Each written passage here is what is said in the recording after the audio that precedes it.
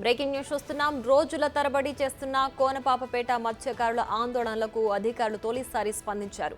మరి ఇన్నాళ్లు కొనసాగిన నిరసనలకు ఈ రోజు తెరపడుతుందా? వారి సమస్యలకు పరిష్కారం లభిస్తుందా?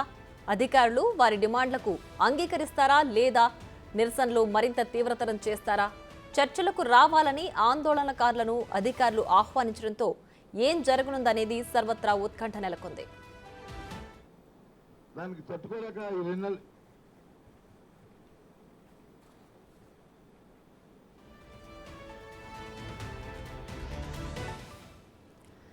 కొత్తపల్లి మండలం కోనపాపపేట గ్రామంలో అరబిందో ఫార్మా కంపెనీ సముద్రంలోకి వేసిన పైపులు లైన్లు తొలగించాలంటూ మత్స్యకారులు గ్రామస్తులు గత కొద్ది నెలలుగా ఆందోళన చేస్తున్నారు.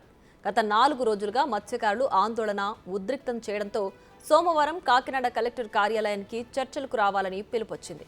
తొలిసారిగా అరబిందో ఫార్మా కంపెనీతో ముఖాముఖి చర్చలకు జిల్లా అధికారుల సమక్షంలో మత్స్యకారులు సిద్ధమయ్యారు.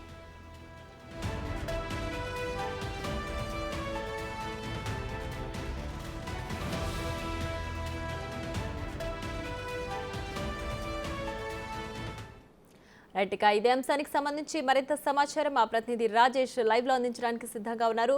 రాజేష్, చెప్పండి, మత్స్యకారుల డిమాండ్లకు అధికారులు ఇప్పుడు ఒప్పుకోబోతున్నారా? ఇప్పుడు జరగబోయే చర్చల్లో కీలక అంశాలేంటి? పూర్తి డీటెయిల్స్ ఏంటి? ప్రియా, మొత్తం మీద కాకినాడ జిల్లా పిఠాపురం నియోజకవర్గం కోనపాపపేట గ్రామస్తుల ఆవేదన జిల్లా హెడ్ క్వార్టర్ జరుగుతుందని చెప్పాలి. గత కొద్ది రోజులుగా వాళ్ళు ఆందోళన చేస్తున్నప్పటికీ కూడా ఎటువంటి చర్యలు లేకపోవడంతో ఇటు అధికారులు కానీ అటు అరబిందో ఫార్మాస్యూటికల్స్ వాళ్ళు కానీ ఎటువంటి నిర్ణయం తీసుకోకపోవడం, వీళ్ళు కనీసం వచ్చి అదే హామీ ఇవ్వకపోవడంతో వాళ్ళంతా కూడా ఆందోళన తీవ్రతరం చేశారు. మన బోర్డులో తగలబెట్టిన విషయం మనం చూసిందే. ఈ నేపథ్యంలో అధికార యంత్రాంగం ఒకడు కింద దిగింది. ఖచ్చితంగా ఇటు మత్స్యకార సంఘాలతోనూ అటు అరబిందో ఫార్మాస్యూటికల్తోనూ కలిసి ఒక భేటీ ఏర్పాటు చేసింది. అంటే అసలు ముందుగా వీళ్ళ సమస్యలు ఏంటి వినాల్సిన బాధ్యత అరబిందోకు ఉంది కాబట్టి వాళ్ళ ప్రతినిధులు కూడా పిలిచి వాళ్ళని ఏం చెప్పదలుచుకున్నారో ఆ భేటీలో కొనసాగనుంది. అయితే మరి కాసేపట్లో ఈ భేటీ ప్రారంభం కాబోతుంది. మనతో కొంతమంది మత్స్యకార నేతలు ఉన్నారు, వాళ్ళని అడిగి మరిన్ని వివరాలు తెలుసుకునే ప్రయత్నం చేద్దాం. చెప్పండి, ఏంటి మీ డిమాండ్ ఏంటి, ఏం జరుగుతుంది? నమస్కారం అండి. మాది కొత్తపల్లి మండలం కోనపాపపేట అండి. మాకు గత 6 రోజులుగా చాలా ఉధృతంగా చేసిన ధర్నాన్ని గుర్తించి కలెక్టర్ గారి దగ్గర నుంచి మాకు వర్తమానం వచ్చిందండి. అయితే మాకు శనివారం వచ్చిందండి. కలెక్టర్ గారి నేతృత్వంలో ఇప్పుడు ఆర్డీఓ గారి దగ్గర ఇప్పుడు చర్చలు జరుగుతాయండి. కంపెనీ వాళ్ళకి మాకు చర్చలు ఏవైతే జరుగుతాయో దానికి ఒక కమిటీ ఉందండి ఆర్డీఓ గారి నేతృత్వంలో.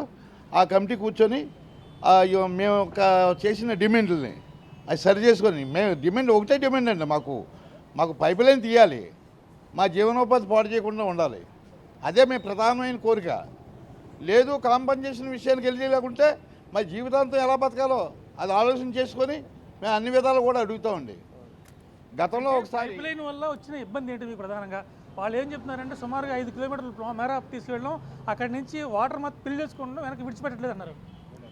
అలా కదా సార్, ఇప్పుడు ఈ పైప్ లైన్ వల్ల ప్రస్తుతానికి అయితే దానికి పైప్ లైన్కి వాటర్ తీసుకునే లైన్కి రాళ్ళు వేశారండి. ఒక 35 కేజీలు రాయి, ఒక్కొక్క రాయ ఒక 10 అడుగులకు ఒక రాయి కింద వేసారండి. ఆ రాళ్ళు తగులుకొని మా వల్ల పడుతున్నాయండి.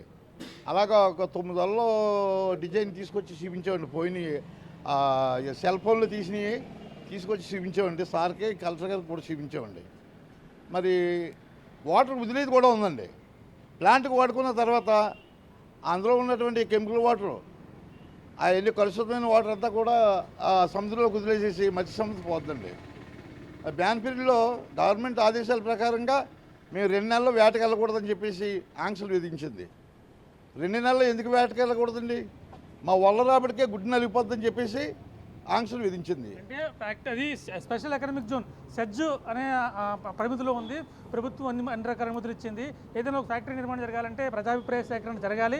అప్పుడు కూడా ప్రజలందరూ ఒప్పుకున్న తర్వాతే ఆ ఫ్యాక్టరీ నిర్మాణం ప్రారంభమవుతుంది. ఆల్రెడీ ప్రారంభమై 6 నెలలు అవుతుంది. ఇప్పుడు దాకా మరి ఎందుకు మీరు మాట్లాడలేదు? ఇప్పటివరకు అంటే పైప్ లైన్ వేయలేదండి.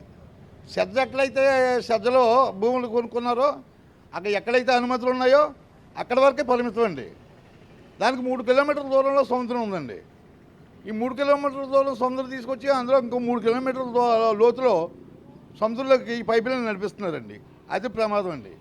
దాన్నే వ్యతిరేకిస్తున్నామండి మేము. మీకు చెప్పండి, అంటే ముందుగా ఫ్యాక్టరీ కట్టేటప్పుడు మీ దగ్గర సమాచారం తీసుకున్నారా? మీరు అప్పుడు కానీ అనుమతికి ఇచ్చారు? అంటే మీకు గ్రామాల్లోకి వచ్చిన తర్వాత పలానా ఫ్యాక్టరీ నిర్మాణం జరగబోతుంది అనేది ప్రజాప్రతినిధి శాఖ ఉంటుంది, అప్పుడు మీకు మిమ్మల్ని వచ్చి కలిశారు?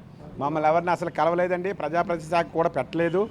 వాళ్ళు ఏ రకంగా ఈ కొమ్ము కాసి రాజకీయ నాయకులతోటి అక్కడక్కడ ఎవరెవరితో లోకల్ నాయకులతోటి కొమ్ము కాసుకొని వాళ్ళంతటాలే వాళ్ళు ఫ్యాక్టరీ నిర్మాణం చేసుకున్నారండి. మేము దీని నిమిత్తం 1 సంవత్సరంన్నర కిందట కూడా మేము అనేక మీటింగులు పెడితే కూడా రకరకాలు కొన్ని కారణాలు చెప్పి మొబ్బు పెట్టి పక్కదో పెట్టించారండి ఈ రాజకీయ నాయకులు. ఇవన్నీ కూడా కట్టి అప్పటికి ఈలోగా పైప్ లైన్ ఇవన్నీ మొత్తం సముద్రంలోకి వేస్తారన్న సంగతి మాకు తెలియదండి. ఈలోగా ఫ్యాక్టరీ కట్టుకుంటున్నారు కదా నా ఆలోచన మేరకు పక్కదోవలు పెట్టించారండి. తర్వాత ఈ మధ్యకాలంలో ఒక 6 నెలల కిందట ఈ పైప్ లైన్ సముద్రంలోకి వేసేసి అవుట్ ఫుడ్ ఇన్ ఫుడ్ ఇన్ని పైపులు అన్నీ లోపలికి వేసేసండి. అవి కాక 2 పైపులు ఎక్స్ట్రా వేసేసి మొత్తం ఈ ప్యూర్ వాటర్ తీసుకుంటామన్నారండి. ఇన్ని ప్యూర్ వాటర్ తీసుకున్న దానికి ఇన్ని పైపులు ఎందుకని అడిగితే ప్యూర్ వాటర్ తీసుకున్నప్పుడు ఆ ప్యూర్ వాటర్ భూమిలోంచి తీసుకొని మంచి వాటర్ వదులుతానన్నప్పుడు అది పొలాల్లోకి వదులుకోవచ్చు కదా, మా సముద్రంలో కుదరడం ఎందుకని అడిగామండి.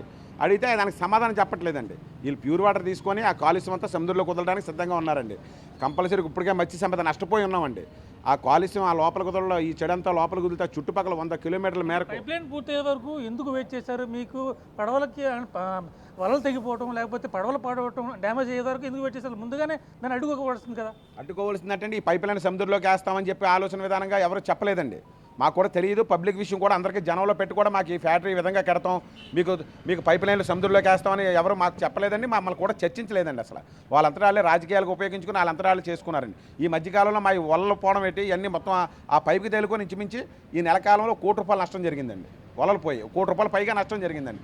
ఫ్యూచర్లో ఆ పైపు ఫ్యూచర్లో ఇంకా రన్నింగ్ పూర్తిగా ఒకటి అవుతుందండి. వచ్చి 4వ నెలలో రన్నింగ్ అవుతుందంటండి. ఈ రన్నింగ్ అవుతే మొత్తం కలిసి ప్యూర్ కలిసేది అంతా సముద్రంలో కుదిలేస్తారండి. కంపల్సరీగా చుట్టుపక్కల 100 కిలోమీటర్ల మేరకు ఈ అసలు మత్స్య సంపద కాదండి, ఈ గుడ్డు పెద్ద చేప బారి నుంచి వచ్చండి, అదే లాంగ్ నుంచి వచ్చి ఆ సరెండర్లో ధరినే గుడ్డు పెడుతుందండి. ఆ గుడ్డు చిన్నపిల్ల అయ్యి పెరిగాయి అది బారికి వెళ్తుందండి. మొత్తం అక్కడికి వచ్చి ఆ చిన్నపిల్లని మొత్తం చంపేస్తే ఇంకా సముద్ర సంపద ఏముంటుందండి. ఆల్రెడీ ఇప్పుడు సముద్రంలో ఫిషింగ్ లేక మొత్తం సంపద అంతా కోల్పోయి మేము చాలా ఇబ్బందులు పడుతున్నామండి. నిజంగా ఈ ఫ్యాక్టరీ ఆ పైప్ లైన్ కంపల్సరీగా ఉంటే చిన్న విషయం, పైప్ లైన్ ఉంటే ఇదంతా చెడు లోపలికి వెళ్ళితే ఫ్యూచర్లో మొత్తం నష్టం కలుగుతుందండి.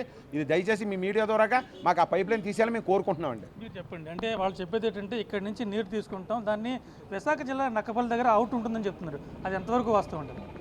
ఇదంతా అబద్ధం అండి. ఎగ్జాక్ట్లీ ఏంటంటే పరిస్థితి ఏంటంటే, నా పేరు సీరుచున్నా అండి, నేను ఫిషర్మెన్ కమ్యూనిటీ కాకినాడ సిటీ. జరిగేది ఏంటంటే ఒక పైప్ లైన్ సముద్రంలోకి వేయకూడదండి అసలు. యాక్చువల్లీ ఏదంటే ఇప్పుడు ఫ్యాక్టరీ ఉంది కదా, ఏంటది మన అరబిందో ఫార్మాసిటికల్ ఫ్యాక్టరీస్కి ఆ పైప్ లైన్ ఏంటి ఎట్టి పరిస్థితుల్లో పొల్యూషన్ బోర్డు పర్మిషన్ ఇవ్వదండి. ఎందుకంటే లక్షల మంది ఆ చేపలు పెరగడం వల్ల మేమందరం పెరుగుతాం, ఏటకెళ్ళి మేమందరం పెరుగుతూ ఉంటాం. ఆ చేపలనే వీళ్ళు చంపేస్తారు ఈ పైప్ లైన్ కూడా. ఈ పైప్ లైన్ అంటే పొల్యూషన్ మొత్తం కంప్లీట్ బయటకు వస్తుంది. వీళ్ళు ఏం చేయాలి, పైప్ లైన్ వేయకుండా ఒక 100 ఎకరాలు వీళ్ళు సైడ్లో ఒక ఇది కట్టారనుకోండి, ఇది 100 ఎకరాలు ప్లాంట్ కట్టారనుకుందాం, ఇంకో 100 ఎకరాలు ఖాళీ సైట్ తీసుకోవాలి. ఖాళీ సైట్ తీసుకుని ఒక 20 ఎకరాలు 30 ఎకరాల్లో ఇదంతా ప్యూరిఫై చేసి రిమైనింగ్ వాటర్ అంతా కూడా వేరే చెరువులో కప్పెట్టాలి. ఆ వాటర్ ప్యూరిఫై చేసిన వాటర్ కూడా సముద్రంలో వదలకూడదు. వదలటానికి రూల్ లేదు అసలు. ఎగ్జాక్ట్లీ కంపెనీకి ఉన్న ఒక ప్రత్యామ్నాయం ఇది కూడా ఉంది. ఈ రకంగా చేస్తే కనుక ఇది ఎగ్జాక్ట్లీ ఇంటర్నేషనల్ రూల్స్ అండి ఇవి, not at Indian rules. International rules ప్రకారంగా అది పైప్ లైన్ వేయడం పెద్ద తప్పు. ఆ పైప్ లైన్ మేము వదలట్లేదు ప్యూరిఫై చేస్తున్నాం అని అనడం కూడా చాలా పెద్ద తప్పు. ఎగ్జాక్ట్లీ ఏంటంటే ఇది విజయసాయిరెడ్డి అల్లుడు వల్ల నెక్స్ట్ ఇప్పుడు జరిగే సిచ్యువేషన్స్ ఏంటంటే మన ఎవరిల్లు అరబిందో వాళ్ళు కంపెనీకి సంబంధించిన వాళ్ళు అందరూ కూడా ఎంప్లాయీస్ ఉద్యోగస్తుల్ని భయపెట్టి భ్రాంతులు చేసి పొల్యూషన్ బోర్డు పర్మిషన్ తీసుకుని ఉండొచ్చు, కానీ ఏ లైసెన్స్ ఉండదు అనుకుంటున్నాను.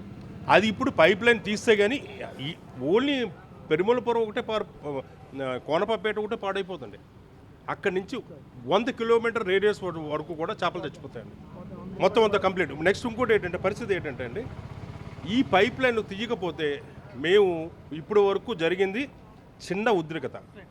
ఇది చూసుకుంటే మొత్తం మీద దానికి అరబిందో ఫార్మాస్యూటికల్స్కి ఎటువంటి అనుమతులు లేవు. ఒకవేళ ఉన్నా కానీ వీళ్ళు 3 కిలోమీటర్ల ముందుగా ఫ్యాక్టరీ నిర్మాణం చేపడతామని చెప్పి వాళ్ళ పరిధి దాటి వచ్చి సముద్రంలో విడిచిపెడుతున్నారు. వీళ్ళు విడిచిపెడుతున్న కెమికల్స్ ఏవైతే ఉన్నాయో దానివల్ల సముద్రంలో ఉన్న మత్స్య సంపద సుమారుగా ఆయన చెప్తున్నట్టుగా 100 కిలోమీటర్ల మేర మత్స్య సంపద కనిపించదు.